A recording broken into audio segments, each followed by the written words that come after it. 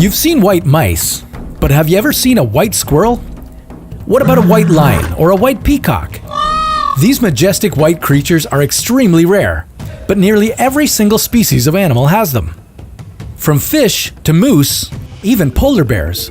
Yes, they can be albino too. Albino animals with their pure white skin and fur are known as some of the most exotic in the entire world. But albino animals are so uncommon in the wild that you've most likely never seen one.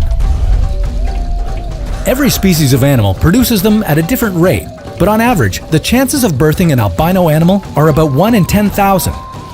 They may look special, but what's beneath their surface? What else do these animals have to offer other than looks? Turns out there's a lot more to them than meets the eye. Do albino animals have special powers? What about their skin color makes their lives difficult? And what does it have to do with them finding love? First, let's get one thing straight. Not all of these animals are truly albino, despite what their skin looks like. There's a subcategory of albinism called leucistic. The skin of these animals is typically all white, but their eyes are dark, whereas albino animals' eyes are pink. So yes, there can be albino polar bears, their eyes just need to be pink. There are also animals who are part albino. They will have white patches but still be colored in some parts. What's the story with these animals anyway? How do they get this white skin or fur? Well, similar to human albinos, these animals are simply unable to produce melanin.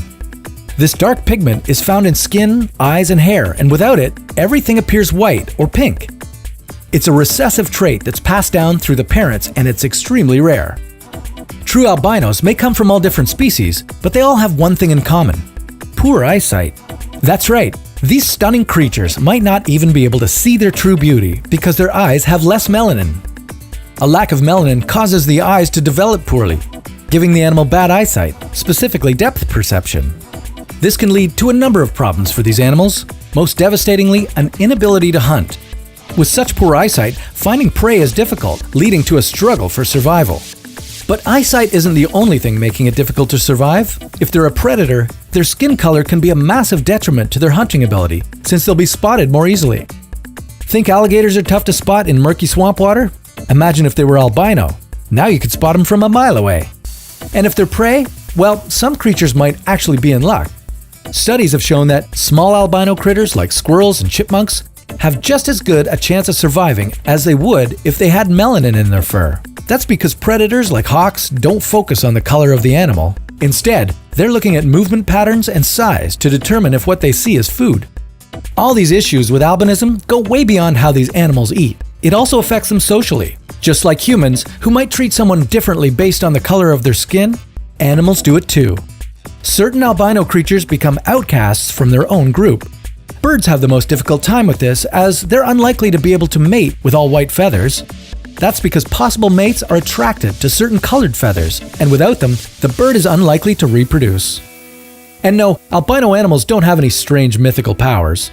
Despite that fact, they are worshipped by some Native American cultures.